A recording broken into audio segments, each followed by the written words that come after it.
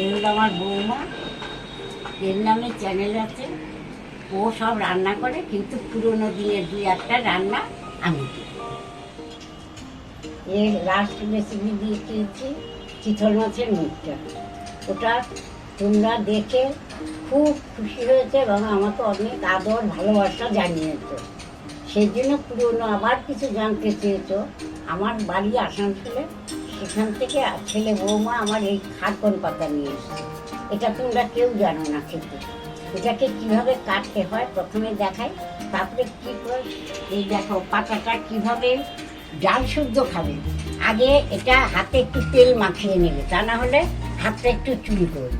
আচ্ছা, এটাকে ডাঁটিগুলো প্রথমে এই দেখো খোসা ছেড়ে যাচ্ছে, খোসাগুলো ছাড়াবে, তারপর ছোট ছোট পিস করবে। তার পরবর্তীতে আবার পরবর্তীতে দেখাচ্ছে। এই দেখো শুধু ডাঁটাটা না, পাতাটাও ফেলবে না, পাতাটাকেও এর সঙ্গে এরকম শাকের মতো কুচি কুচি করে কেটে নেবে।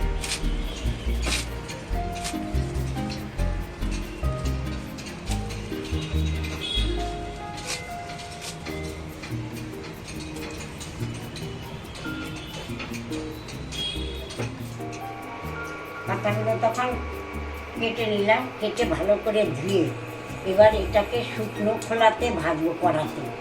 ভেজে এর মধ্যে কী কী মশলা দেবো সেটা এবার পর পর দেখাচ্ছি। শুকনো লঙ্কা শুকনো খোলায় তেল ছাড়া ভেজে নেব, শুকনো খোলাতে তেল ছাড়া ভেজে নিচ্ছি। এর সঙ্গে গোলমরিচ, এটাও শুকনো খোলা একসঙ্গেই ভাজবো। তারপরে কালো জিরা একসঙ্গে ভেজে গুঁড়ো করে পরেরটা পরে দেখাচ্ছি।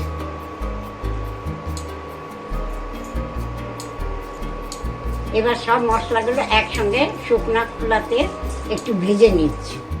শুকনো লঙ্কা এগুলো ভাজা হয়ে গেল শুকনো খোলা, এবার শিলে এগুলোকে বেটে নেব, গুঁড়িয়ে নেব। এবার পাতাগুলোকে ভেজে নেব।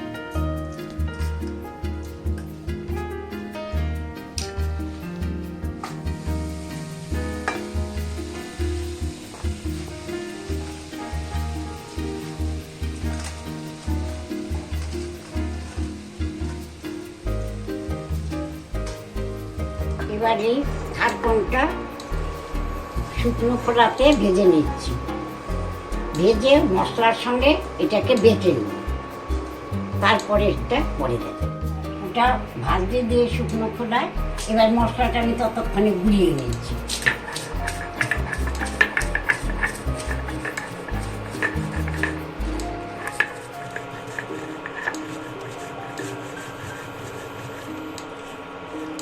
মশলাগুলো ভেজে নিয়েছি শুকনো খোলায়, এবার গুঁড়ো করছি। গুঁড়ো করতে যে দেখবে সুন্দর একটা গন্ধ আসে, সেই জন্য ওটা খেতে খুব ভালো লাগে। ভেজে এবার গুঁড়ো করে নিলাম, এবার উঠিয়ে নিচ্ছি। তারপরে পাতাগুলো ভেজে এবার ওটা এখানে পিষে নেব। এটা মেয়ের সাথে হলো হয়েছে, কিন্তু আরেকটু লাগবে, আরেকটু ভাজা হবে, তারপরে এটা শিলে বাড়বে। এবার এটা সবুজের থেকে কালচে রঙ এলো, মানে শুকালো। জলটা পুরো শুকিয়ে নিয়ে এবার শিলে বাটবো, শিলে বেটে মশলা দিয়ে ভাজবো।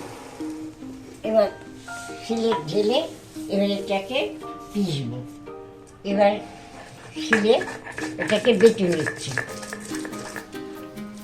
তাহলে ভালো করে ভেজে নিয়েছি, তা না হলে গলায় লাগতে পারে তো।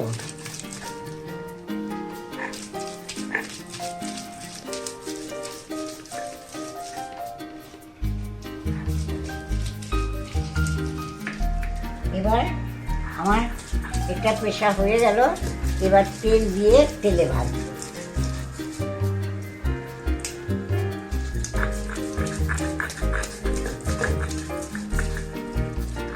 পেশা শেষ হলো, এবার ওটাকে তেলে আর ভাজবো, নুন দেবো তেলে।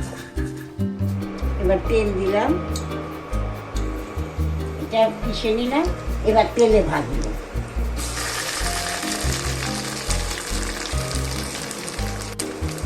এবার নুন দিলাম, নুন দিয়ে একটু নাড়াচাড়া করে নিই, ভাজা ভাজা। এবার তেল দিয়ে নুন দেওয়া হলো। এবার মশলাগুলোটা যা যা মশলা দিয়েছি আগেই দেখিয়েছি সেটা দিয়ে এবার ভাজা ভাজা করে নামাবো।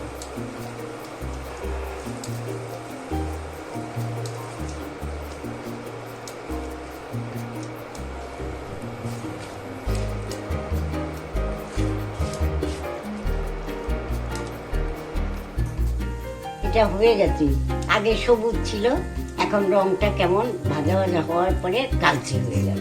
এবার গরম ভাতের সঙ্গে খাবে, দেখবে দারুণ লাগবে।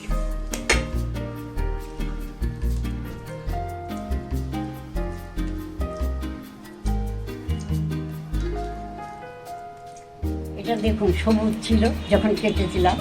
এটাকে রেডি করার পরে সব মশলা দিয়ে সব দেখিয়েছি। এবার গরম ভাতে এটা খান, দেখবেন কিরকম টেস্ট লাগে।